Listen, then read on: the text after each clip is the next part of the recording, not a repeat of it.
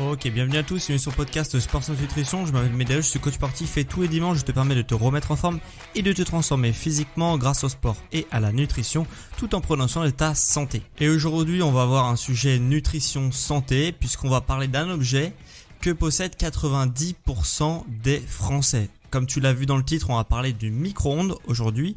Alors je sais que les ondes ça fait un peu peur, donc j'ai essayé de me renseigner un peu partout où je pouvais pour condenser toutes les infos que j'ai pu trouver sur ce sujet, sur le micro-ondes. Est-ce qu'il est dangereux pour ta santé? C'est en tout cas ce que je vais essayer de répondre aujourd'hui. Mais avant qu'on rentre dans le vif du sujet, à savoir est-ce que le micro-ondes c'est dangereux pour la santé, oui ou non, on va rentrer un petit peu dans le contexte historique puisque le micro-ondes est issu d'une invention inventée par Percy Spencer en 1946. Et d'ailleurs, petite anecdote sympa au sujet de cette invention, comme beaucoup d'inventions d'ailleurs, elle a été découverte par hasard, la découverte du micro-ondes, puisqu'en fait Percy Spencer n'avait pas pour idée d'inventer le micro-ondes au moment où il l'a inventé.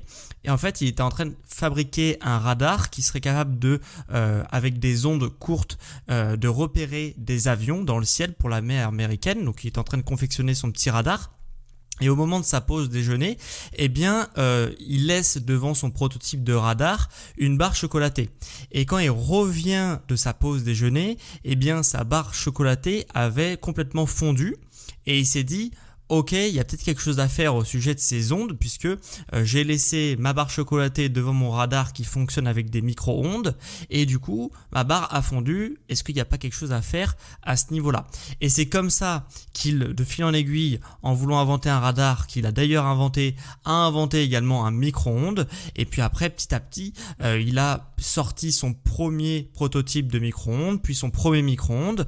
Alors le premier micro-ondes c'était quand même quelque chose d'assez balèze puisque ça faisait 1m80 de hauteur, donc à peu près comme un frigo si tu veux, et pour un poids surtout de 300 kg. Donc t'imagines bien que ce premier micro-ondes, cette première version n'a pas eu beaucoup de succès dans les ménages. Elle était tout d'abord pour les cantines militaires, puis pour les cantines, et puis après il y a des formats qui ont été améliorés et miniaturisés pour que ce micro-ondes puisse enfin rentrer dans les ménages américains dans un premier temps, puis dans les années 70, les ménages français et occidentaux. Et puis de fil en aiguille, cet objet qui était ultra luxe dans un premier temps est arrivé justement pour inonder le marché avec des micro-ondes qui sont beaucoup plus abordables pour la plupart des ménages en Occident. Donc ça c'est vraiment pour la petite info historique, la petite intro historique. Et tu pourrais te demander également, bien comme on a vu comment ça a été inventé, eh bien comment fonctionne le micro-ondes. Et c'est d'ailleurs assez important de savoir comment fonctionne le micro-ondes pour bien évaluer sa potentielle dangerosité pour l'être humain. Et bien en fait, le micro-ondes, comme son nom l'indique, il va utiliser des micro-ondes. Ok, il va utiliser des ondes qui sont extrêmement courtes pour chauffer des aliments. Et d'ailleurs à ce sujet des ondes courtes, c'est pas du tout le seul objet du quotidien qui utilise des ondes courtes. Il y a plusieurs types d'ondes, des ondes courtes, moyennes et longues, pour vraiment faire très très gros sur le sujet. Et du coup, il y a plusieurs objets qui utilisent des ondes courtes, comme le téléphone, comme le Wi-Fi, comme la radio, comme les plaques à induction et donc également comme le micro-ondes.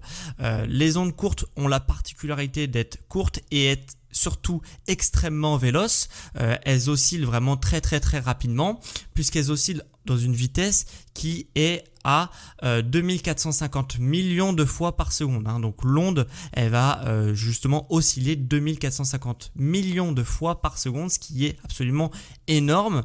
Et en fait, le micro-ondes va se baser sur cette technologie d'onde qui oscille très très vite et être renfermé dans une cage qu'on appelle une cage de Faraday qui permet d'isoler les ondes pour éviter qu'elles irradient tout ce qui se trouve autour.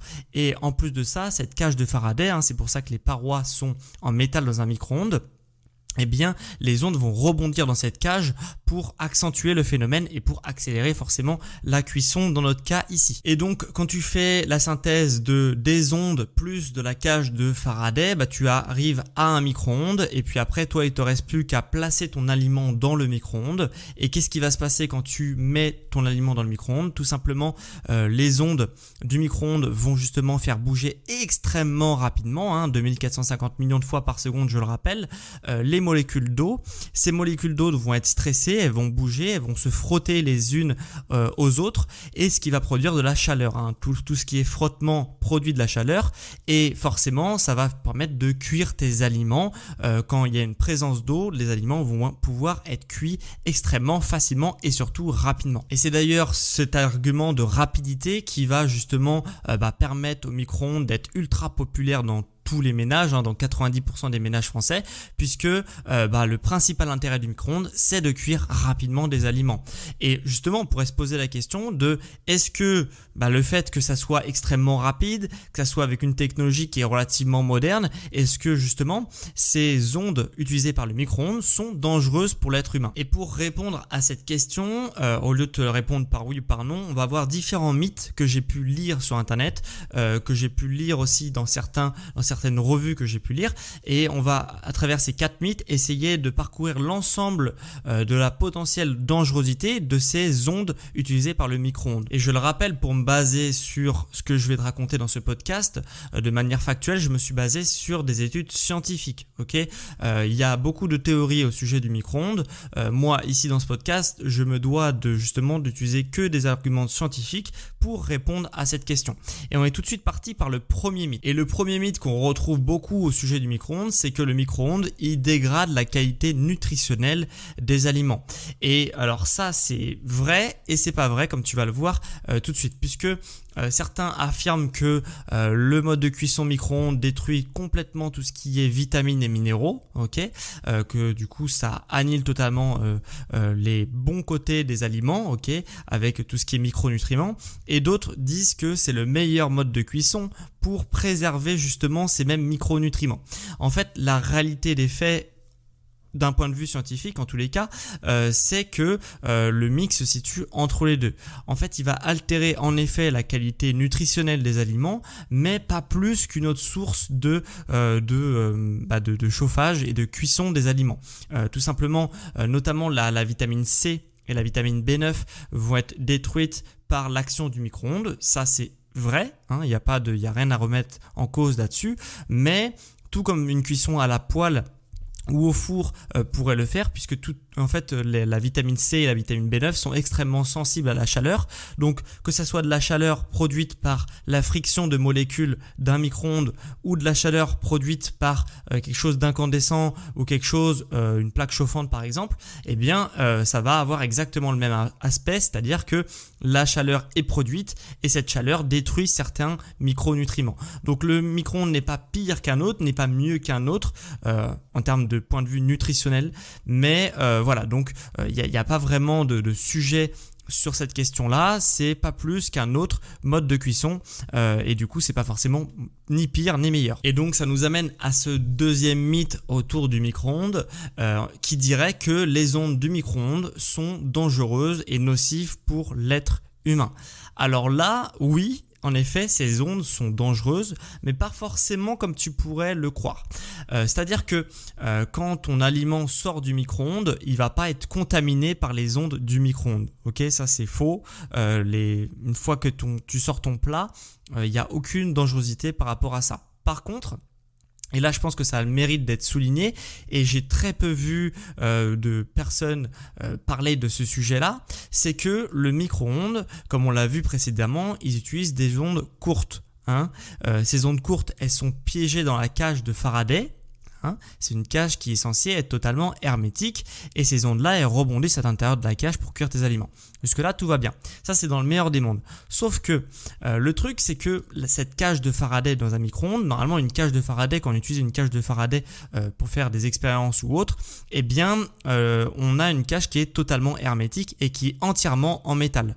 Or, ça t'a pas échappé que dans ton micro-ondes, tu n'as pas une cage qui est totalement en métal. En effet, il y a une porte sur le devant qui elle n'est pas en métal et cette porte est isolée par un joint qui est pas non plus en métal, tu l'as compris, c'est un joint, donc c'est généralement du silicone, et le truc c'est que ce joint et cette porte ont une durée de vie pour qu'elle soit totalement hermétique. Et la porte, elle peut aller jusqu'à 3, 4, 5 ans de durée de vie en fonction de la qualité des matériaux et de la qualité de ton micro-ondes finalement. Mais par contre, le joint, c'est généralement, comme je te le dis, du silicone et en aucun cas, ce joint va être hermétique sur la durée. Et en fait, les fabricants de micro-ondes te garantissent un joint qui va être hermétique pendant 1 an. Et en plus de ça, il n'y a pas forcément des joints sur tous les micro-ondes, notamment sur les plus bas de gamme. Donc, je sais pas toi, mais personne ne change ses joints de micro-ondes. Moi, j'ai jamais vu ça. Donc, ça veut dire que ton micro-ondes est hermétique et ne va pas émettre d'ondes électromagnétiques en dehors de cette cage de Faraday, en dehors du micro-ondes, pendant seulement 1 an. On sait forcément que quand tu achètes un micro-ondes, tu le gardes pendant 4, 5, 6, 7 ans, jusqu'à temps généralement qu'il te lâche ou qu'il cuise pas bien tes aliments. Donc en fait, pendant toute cette durée-là, hormis durant la première année, tu vas avoir un micro-ondes qui émet des ondes électromagnétiques de manière assez violente. On parle de 10 fois, 20 fois la valeur maximale autorisée pour ce type d'appareil. Donc forcément, c'est une donnée à prendre en compte et pour cela, moi ce que je t'invite, c'est justement de mettre le micro-ondes loin justement de là où tu cuisines, ok, le mettre dans une pièce. Idéalement, il faudrait le mettre dans une pièce qui est comme une arrière-cuisine, qui est isolée un petit peu du reste de la maison, puisque quand il est en marche, il émet des ondes électromagnétiques qui sont relativement puissantes. Et si c'est pas possible, il faut vraiment mettre le micro-ondes le plus loin possible de toute forme de passage pendant qu'il est en marche. Donc vraiment, faut penser à ça lors de l'agencement de son appartement, de sa maison, etc. Puisque les ondes du micro-ondes, oui, sont dangereuses. Et donc, soit tu te plies à changer ton joint de micro-ondes tous les ans si tu veux pas être irradié par ces ondes-là, soit tu le mets très loin de tout passage, comme ça tu t'exposes à beaucoup moins de soucis dus aux radiations électromagnétiques qu'elles envoient. Et donc on passe au troisième mythe qu'il y a autour du micro-ondes, c'est que les aliments cuits au micro-ondes sont moins bons gustativement parlant. Alors oui, ça c'est pas du tout un mythe. Effectivement, les aliments cuits au micro-ondes n'ont pas du tout le même goût que les aliments cuits avec d'autres modes de cuisson, et ça s'explique par deux choses. La cuisson des aliments au micro-ondes est tellement rapide que si tu cuis un aliment uniquement au micro-ondes, forcément le temps de cuisson est extrêmement court, donc les saveurs elles n'ont pas le temps de se diffuser, de se mélanger aux autres saveurs de ton aliment ou de ton plat, et forcément ça fait un plat qui est beaucoup moins goûtu, beaucoup moins savoureux parce que il est cuit trop rapidement finalement pour qu'il puisse dégager tout son plein potentiel gustatif. Donc ça c'est la première chose. Deuxième chose, c'est que le micro-ondes est quand même bien différent des autres modes de cuisson puisqu'il cuit de l'intérieur vers l'extérieur, puisque comme je t'ai expliqué, c'est les ondes qui vont stimuler et chauffer les molécules d'eau de l'intérieur vers l'extérieur, ok, c'est-à-dire que tous tes aliments vont être cuits de manière homogène à l'intérieur d'un même aliment, toutes les molécules vont être chauffées et du coup on n'aura pas de mode de cuisson qui vont être un petit peu différentes et un petit peu fantasques, etc. Puisque par exemple quand tu cuis à la poêle une viande, eh bien tu peux la faire saignante, à point, etc., etc. Et bien là avec le micro-ondes ça va pas être possible, tu vas pas pouvoir faire par exemple une viande saignante parce que si tu cuis ta viande au micro-ondes, elle va soit être trop cuite ou bien cuite, soit pas assez cuite. Ok, elle va pas pouvoir être par exemple bien cuite à l'extérieur et saignant à l'intérieur, etc., etc.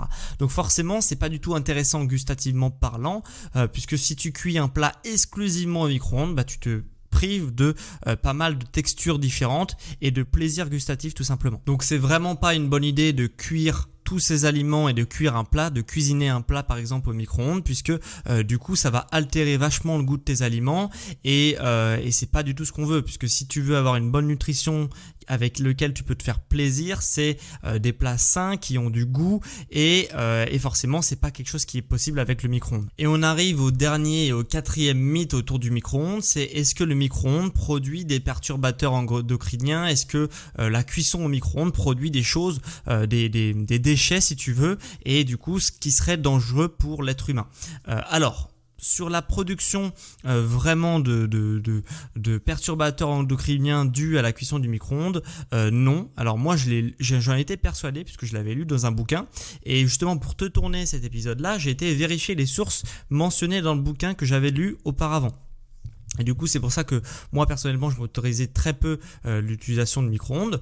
Et en fait, en regardant les sources scientifiques que étaient mentionnées dans le bouquin, eh bien, je me suis rendu compte que c'était loin d'être aussi évident qu'exposé dans le bouquin. Donc, non, le micro-ondes ne produit pas de perturbateurs endocriniens, ne produit pas non plus de radicaux libres. Hein. Des radicaux libres, c'est des molécules qui vont faire vieillir prématurément tes cellules. J'en ai déjà parlé dans un podcast d'ailleurs sur ce sujet. Donc voilà, donc non, le micro-ondes, en tout cas à l'heure actuelle, à l'heure où on se parle, il n'y a pas d'études scientifiques qui confirment à 100%, il n'y a pas de consensus scientifique autour de la production de radicaux libres et de perturbateurs endocriniens autour du micro-ondes. Par contre, il y a quand même un petit stop à mettre, c'est-à-dire que bien souvent il y a beaucoup de gens qui font l'erreur de placer des contenants, donc c'est-à-dire par exemple tu as un reste de je sais pas quoi et tu le mets dans un tupperware et tu le mets au micro-ondes, un tupperware en plastique je précise. Eh bien le fait de faire ça par contre, là oui ça va faire des perturbateurs endocriniens entre guillemets, puisque en fait tu vas manger des petites molécules de plastique qui vont se mélanger à tes aliments. Ok, et ça c'est valable pour tous les plastiques, que ça soit du bisphénol A, forcément c'est le pire, mais tous les plastiques de manière générale qui sont en contact direct avec les aliments, eh bien vont fournir des perturbateurs endocriniens entre guillemets, puisque le plastique va se mélanger aux aliments. Donc jamais mettre de plastique pour justement réchauffer ces plats dans un micro-ondes. Par contre, là où c'est quand même bien différent, c'est que des fois ils te vendent quand même des cloches pour avoir une cuisson un peu homogène de ton aliment. Vu que la cloche n'est pas en contact direct avec l'aliment, normalement ça ne donne pas de perturbateurs endocriniens. Le plastique de la cloche ne va pas se mélanger à ton aliment, donc là-dessus il n'y aurait pas de risque pour la santé. Par contre, si c'est en contact avec l'aliment, tu as bien compris que c'est potentiellement très dangereux, voire même cancérigène, ou du moins ça va perturber tes hormones qui vont perturber tes cellules et du coup ça nuit au bon fonctionnement de ton corps tout simplement. Donc comme tu l'as vu à travers ces 4 mythes que je viens de t'exposer, si tu respectes bien toutes les conditions préalables, vraiment il n'y a aucun impact négatif au micro-ondes si tu l'utilises intelligemment. Moi personnellement j'en ai un chez moi, j'utilise vraiment rarement quand j'ai pas le choix, hein, tout simplement. Et donc si tu l'utilises vraiment uniquement que pour réchauffer des plats, des restes, etc., normalement ça devrait bien se passer. Si tu le mets aussi à l'écart, dans une pièce vraiment à l'écart, dans une arrière-cuisine par exemple, c'est vraiment le top. Comme ça tu t'évites tout ce qui est radiation électromagnétique. Donc vraiment c'est comme ça qu'il faut utiliser un micro-ondes, c'est-à-dire vraiment pas l'utiliser pour cuisiner des plats, même pour réchauffer des biberons, hein, comme j'ai pu le voir, c'est comme on l'a vu, le plastique et des aliments, c'est vraiment quelque chose qui fait pas du tout bon ménage avec le micro-ondes, donc à tout prix évitez ça. Voilà, donc il y a plein de petites astuces à trouver par rapport à ce que je viens de te dire, mais en tout cas si tu l'utilises intelligemment et que tu l'utilises vraiment que pour réchauffer des plats dans des plats en verre, puisque c'est vraiment ça qui est conseillé, avec justement un micro-ondes qui est loin de tout passage, normalement tu devrais pas avoir de soucis avec le micro-ondes et ça va pas non plus produire de perturbateurs endocriniens comme on pourrait le penser ou comme certaines personnes le laissent penser. Donc voilà, si je récap un petit peu ce que tu as appris dans cet épisode, c'est qu'on aura appris comment un micro-ondes fonctionne, hein. On aura vu d'ailleurs le concept des ondes courtes, de la cage de Faraday. On aura vu aussi que le micro-ondes ne dégage pas et ne dégrade pas surtout les nutriments, donc pas plus que les autres modes de cuisson traditionnels en tout cas. On aura vu également que les micro-ondes sont potentiellement dangereuses puisque quand même au niveau quand le micro-ondes est en marche, il dégage quand même pas mal d'ondes électromagnétiques, donc ça peut être quand même potentiellement dangereux, donc bien le mettre à l'écart dans une pièce isolée ou du moins loin de tout passage pendant qu'il est en fonctionnement. On aura vu également que c'est pas du tout une bonne idée en termes gustatifs de cuisiner un plat totalement au micro-ondes. On aura vu également que les aliments pouvaient être potentiellement contaminés quand le contenant était en plastique, puisque justement le plastique va se mélanger un peu avec l'aliment et du coup tu vas manger du plastique quand tu vas manger ton aliment, donc ça c'est vraiment à proscrire. Et on aura vu également que bien que le nom micro-ondes fait peur, non, il ne dégage pas de substances cancérigènes comme certains peuvent le prétendre. Donc si cet épisode t'a plu, laisse 5 étoiles sur mon émission, évalue l'émission avec 5 étoiles. C'est vraiment hyper important car si aujourd'hui je peux te faire des podcasts depuis près de 3 ans et te faire toutes les semaines des podcasts sur le sport, la santé et la nutrition, eh bien c'est grâce aux personnes qui ont pris 5 secondes pour évaluer mon podcast. Donc vraiment si je peux vivre du podcast aujourd'hui, que je peux vivre du coaching sportif, du coaching nutritionnel à distance, c'est grâce à tous ceux qui prennent 2 secondes pour évaluer mon podcast. Donc merci à ceux qui vont le faire et qui l'ont déjà fait et merci à ceux qui le feront dans le futur.